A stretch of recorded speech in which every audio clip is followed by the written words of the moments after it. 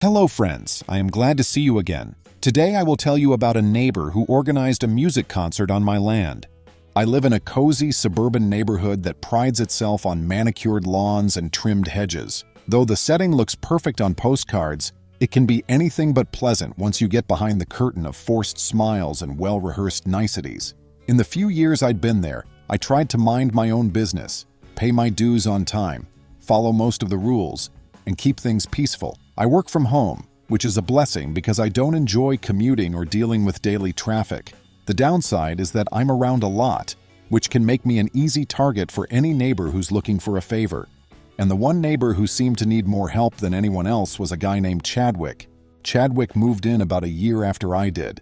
He gave a great first impression, always with a bright smile, overly polite, and never shy about stopping by for a chat if he saw me outside. What I didn't realize at the time was that Chadwick was meticulously collecting bits of personal information about me to use later, in ways I could never anticipate. He would ask casual questions about when I leave the house, if I travel often, and if I ever had family or friends house sit. Initially, I assumed he was just making polite conversation.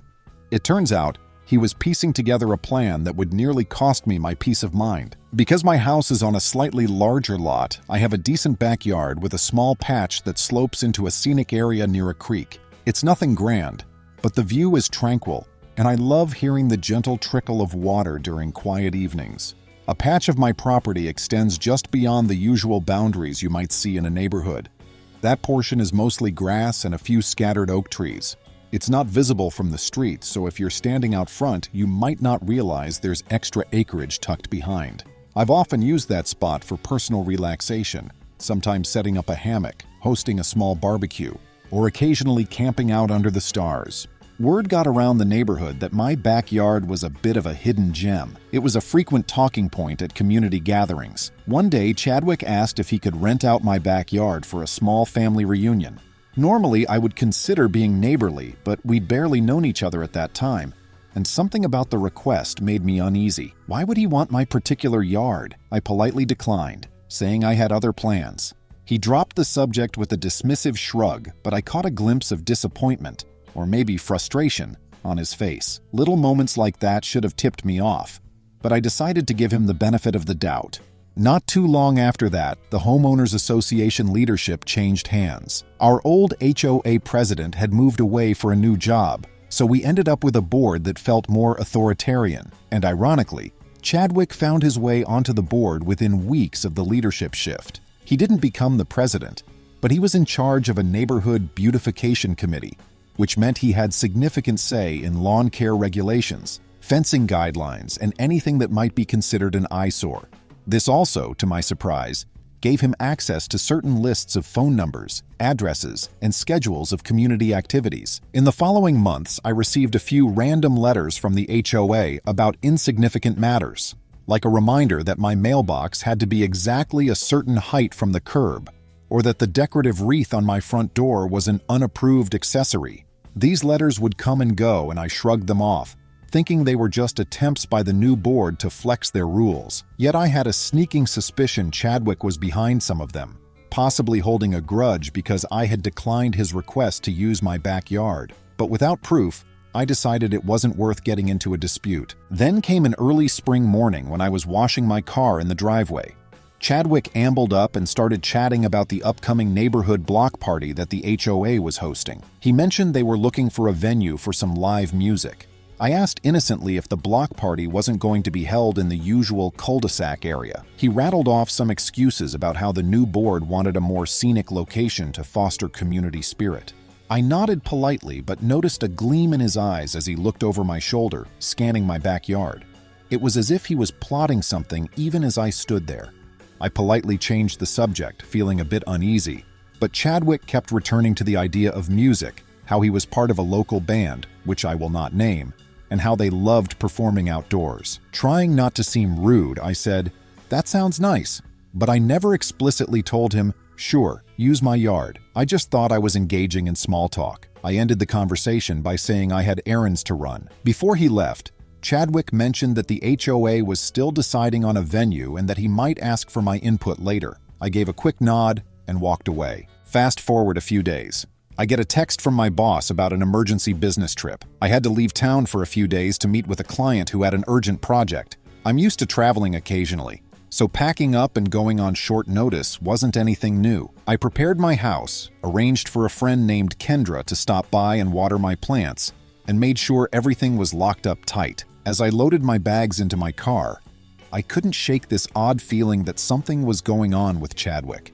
I chalked it up to simple paranoia, but I still had this vague sense of dread. On the flight, I tried to focus on my work tasks, but whenever my mind wandered, I pictured Chadwick's overly friendly smile, the glint in his eyes, and the persistent talk about a live music venue. Even in my dreams that night, I saw flickers of strobe lights and heard distant bass thumping. It was bizarre, but I figured it was just stress messing with my head. Work was hectic, full of meetings, negotiations, late-night dinners with clients. It kept me distracted for a while.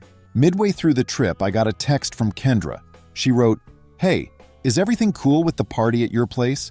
I swung by to check on things, but it looked like people were setting up something big in your backyard." My stomach lurched. I fired back, "What party?" She immediately responded, "I'm not sure. There were a couple of guys carrying in folding chairs and setting up a stage or platform near your oak trees. I didn't want to intrude, so I just watered your plants and left." I remember sitting there in the hotel lobby, phone in hand, my heart pounding. It had to be Chadwick. That was the only logical explanation. Even though I explicitly never granted permission, he must have twisted the situation, perhaps telling the HOA that I was on board, but it was still baffling. Who would just waltz onto someone else's property and start building a stage? I tried to call Chadwick. No answer. I tried again. It went straight to voicemail. I even tried calling the HOA's general office line, but no one picked up because it was after hours. Meanwhile, Kendra sent me a couple of photos from the scene. A hastily constructed wooden platform, a bunch of folding chairs, several canopies for shade, and a small truck with audio equipment in the back. It was all happening in the far end of my property, which isn't visible from the street, but is still very much my land. I fired off a text to Chadwick, short and to the point. "Remove everything from my property immediately or I will call the police." No reply. That night, I barely slept. My mind was racing through scenarios. Could I just rush home? That would mean bailing on important meetings and jeopardizing my standing at work. But how could I let strangers just set up a concert in my backyard? Finally, I decided I would finish my work as quickly as possible and catch the earliest flight home. In the meantime, I'd rely on Kendra to keep me updated. I asked her to check the property again the next day, but only if she felt safe. The following morning, I raced through my work obligations, practically sprinting from meeting to meeting. As soon as I was done, I dashed to the airport and caught the first flight back. While I was waiting to board, Kendra sent another text. "Looks like a full-blown event is scheduled for tomorrow. I saw printed flyers on some of the doorsteps mentioning an HOA gathering with live music at your address. Chadwick's name is listed as the host. There's also a mention of a donation jar for maintenance costs." I was dumbfounded. Not only was Chadwick using my property without permission, but he was apparently planning to collect money from attendees under the guise of some vague maintenance fund. This wasn't just a small get-together. It sounded like a money-making scheme disguised as a community event. I was furious. By the time I landed and got my luggage, it was late in the evening. I drove home in a complete frenzy, ignoring my growling stomach and the exhaustion from traveling. When I turned onto my street, I noticed that some of my neighbors were just getting home from a community board meeting, and I saw a small cluster of them in front of Chadwick's house. My eyes narrowed. I parked my car, hopped out, and marched straight toward my backyard, ignoring the stares from people who saw me. As I neared the backyard, my jaw dropped. There were about a half-dozen large speakers set up along the makeshift stage, a few spotlights mounted on poles, a portable generator quietly humming behind the oak trees, and a line of folding chairs that looked like it could seat at least 50 people. Bottles of water, plastic cups, and a table for snacks were positioned near my back fence. Several cables snaked around the grass, taped down in places. It was as though a mini amphitheater had sprung up overnight. My mind reeled at how quickly Chadwick had orchestrated all this. In the faint moonlight, I also noticed fresh tire tracks cutting through my lawn, presumably from the truck that must have delivered some of this gear. They had torn up the grass in a few spots, leaving ruts in the ground. My meticulously maintained yard looked like it had been disrespected on every possible level. Anger, shock, disbelief. None of these words fully captured what I was feeling. It was a violation of my property, my sense of peace, and my trust in any sort of neighborly decency. I whipped out my phone, took photos, and recorded videos of every angle. Then I marched over to Chadwick's house. He lived a few doors down, and I saw that his porch light was on, but no cars were in the driveway. I rang the doorbell, no answer. I banged on the door a couple of times, but there was no movement inside. Frustrated, I walked back to my place. That's when I saw that an official-looking flyer had been taped to my front door. It read something like, "Join us for a spectacular outdoor concert this Saturday at my address, hosted by Chadwick. Come enjoy live music, snacks, and a wonderful evening under the stars." It even had the HOA logo in the corner. By then, it was after 10 p.m. and I was absolutely livid. But there was only so much I could do that night. I texted Kendra, letting her know I was home, thanked her for the information, and told her I'd keep her posted. First thing the next morning, I decided to march right into the HOA office to get some answers. When I arrived at the HOA office at opening time, the receptionist seemed nervous as soon as I mentioned my name. I asked to speak to whoever was in charge of the event. She quickly went into a back office and returned with a middle-aged man named Rayford, who was wearing a crisp polo shirt with the HOA logo on it. Rayford politely invited me into a small conference room. My frustration bubbled up as I laid out the situation. My property was being used without my permission for an event I had never agreed to host. Rayford looked genuinely perplexed. He claimed that Chadwick had come to the board weeks ago, saying I had offered my land for the event, that I was excited to share it with the community, and that the entire setup was fully authorized by me. I told Rayford this was absolutely false, and I asked him, "Why didn't you talk to me directly for confirmation?" Rayford shrugged apologetically, saying Chadwick was responsible for the logistics, and they had no reason to doubt him since he was on the board.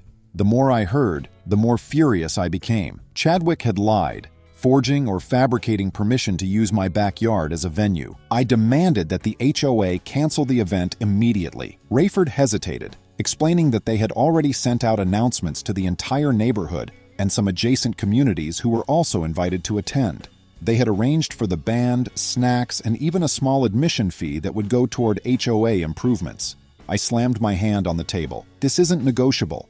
It's my property, not yours," I said. Rayford sighed and said he would contact Chadwick right away to clarify.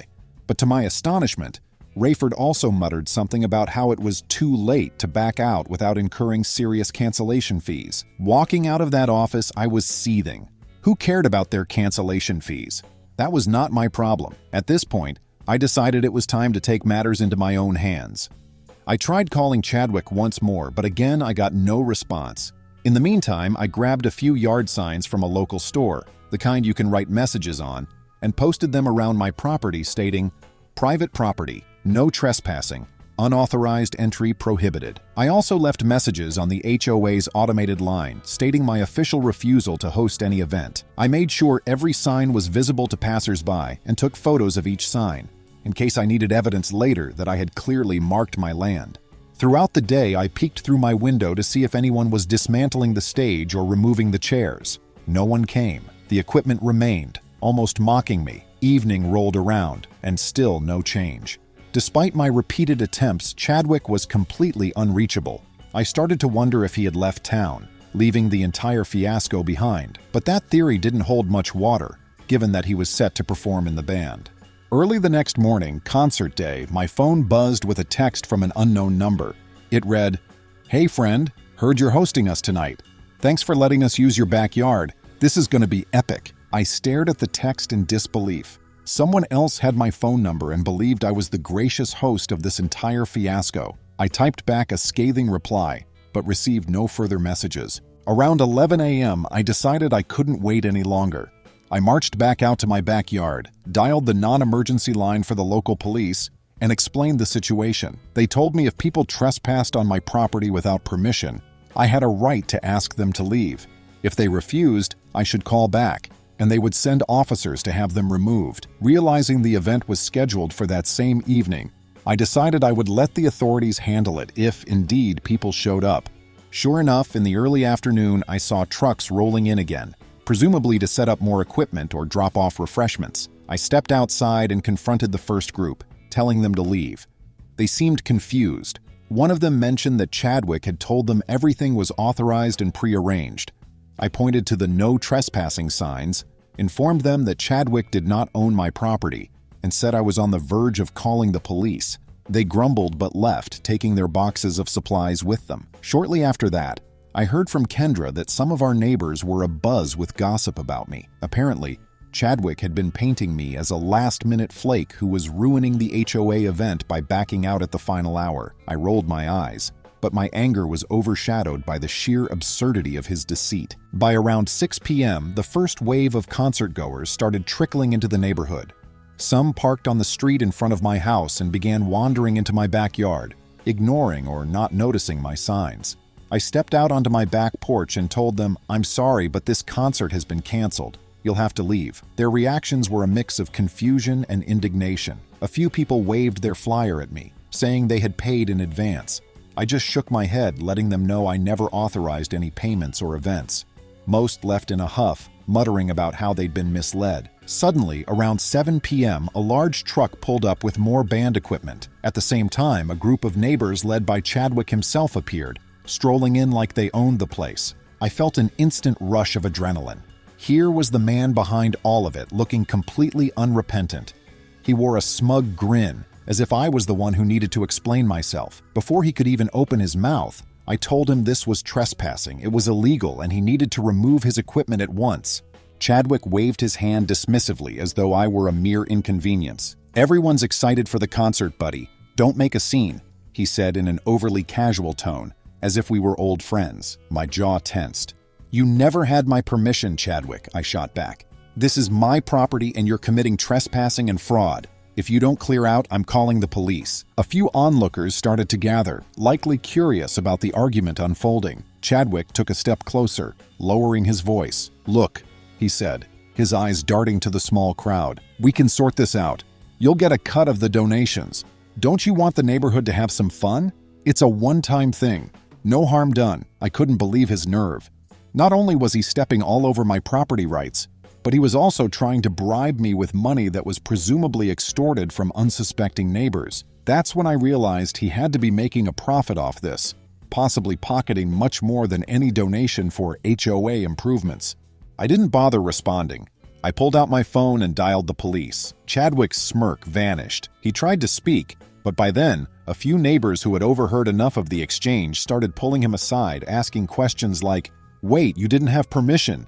And why would you say everything was approved?" Chadwick's confidence wavered, but he tried to maintain a facade, telling them I had initially said yes, but changed my mind out of spite.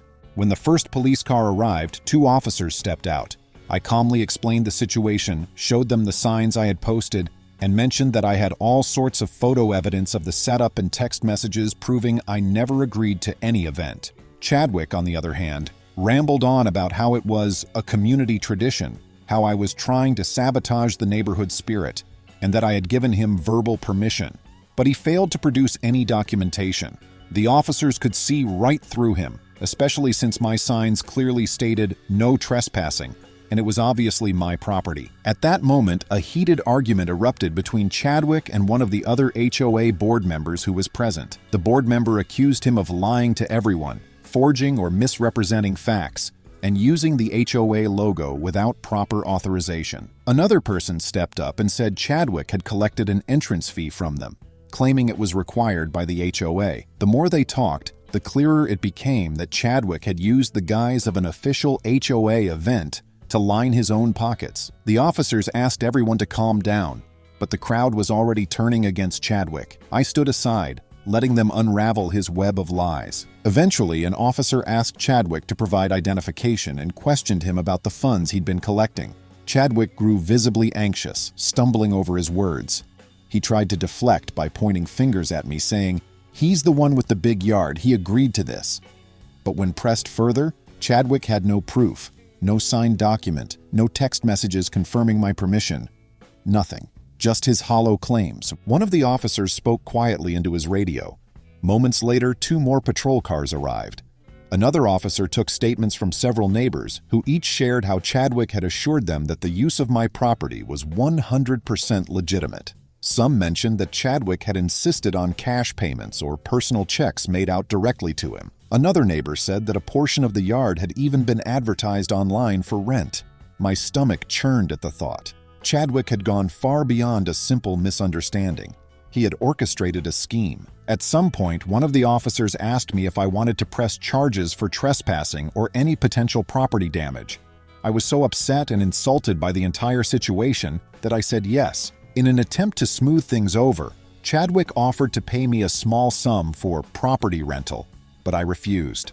The nerve of this man, trying to buy his way out on the spot. Meanwhile, it became apparent that Chadwick had potentially committed other offenses, like false representation and maybe even some form of fraud involving the ticket sales. He stammered, trying to dismiss it all as a misunderstanding. The police ended up placing Chadwick under arrest for trespassing and, from what I understood, pending possible further charges related to the money he had collected. I watched in a mixture of satisfaction and shock as the officers led him away to the patrol car.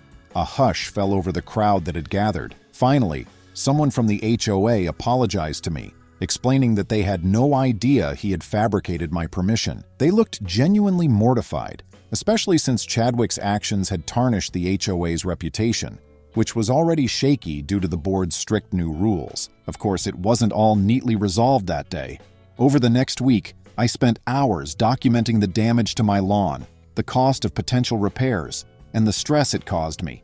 I also submitted statements to the local authorities who were investigating the fraudulent collection of funds from neighbors. Several people filed complaints of their own. Chadwick stayed in custody for a short time before making bail, but from what I gathered, he faced some significant legal issues. The HOA, desperate to distance itself from him, held an emergency meeting where they voted him out of his position on the board. In the aftermath, I still had that stage platform in my backyard. For a couple of days, I tried calling the equipment rental company, letting them know their stuff was abandoned on my property, but no one answered. Eventually, I found out the equipment wasn't properly leased. Chadwick had apparently done some shady deal, paying only a down payment and failing to complete the rental agreement. The rental company showed up in a huff after I got in contact with them, apologized for the inconvenience, and removed it all. They didn't hold me responsible for the rental fees, which was a relief, but the tire marks and patches of ruined grass took me a while to fix. A few neighbors who had actually purchased tickets from Chadwick approached me, asking if I could reimburse them or if they should ask the HOA. I told them to direct their claims to Chadwick and, if necessary, to the small claims court. I felt bad for those who were conned, but paying them out of my pocket would only validate Chadwick's scheme. Some neighbors understood and were apologetic that I had to go through this ordeal. Others grumbled about the ruined event and left passive-aggressive notes on the community forum, the same one that announced the concert. However, the consensus among most residents was that Chadwick had overstepped, and I was right to protect my property rights. Once Chadwick was out on bail, he tried to spin the story in his favor, claiming I had initially agreed to everything and then turned vindictive for no reason. But his words held little weight after he had been formally charged. I heard rumors that his attorney advised him to settle quietly with everyone he'd wronged. A settlement might have included reimbursing the ticket money, covering the lawn repair costs, and more. If he had been smart, he would have stopped there. But from what I heard, he tried to fight some of the claims in court, which only prolonged the case and racked up more legal fees for him. Meanwhile, I received a letter from the HOA expressing their regret and offering a formal apology. They also suspended any pending rule violations or fines against me, including the silly notice about my wreath and mailbox height. I think they were trying to avoid a lawsuit on my part. Though I could have taken legal action against the HOA, I decided not to. They had been misled just like everyone else. However, I did request that they improve their process for event approval to ensure no one else's property could be hijacked under false pretenses. Over the next few months, Chadwick faded from neighborhood gatherings. The last I heard, he was struggling to keep up with his legal fees and was trying to sell his house. I didn't shed any tears over his departure. The entire ordeal had been stressful, time-consuming, and expensive, but at least it was coming to a close. The only comfort I found was that my unwavering stance on private property rights sent a message.